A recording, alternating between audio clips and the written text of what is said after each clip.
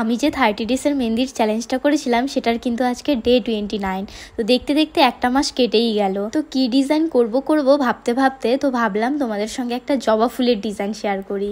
তো সবার ফার্স্ট একটা গোল করে নিয়েছি, নেওয়ার পর মাঝখানের পয়েন্টটা থেকে কিছুটা নিচের দিকে অনেকটা আপেলের মতো একটা বড় করে শেপ করে নিয়েছি।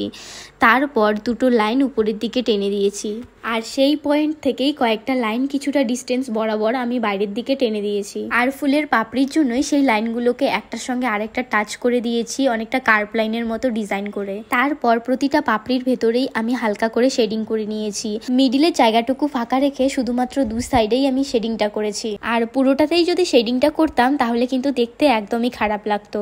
তারপর বাইরের দিকে বর্ডার করে দিয়েছি, আর সেই বর্ডার লাইন বরাবর আমি ফিল করে দিয়েছি, আর সেটা প্রত্যেকটা পাপড়ির বাইরের দিকেই করেছি।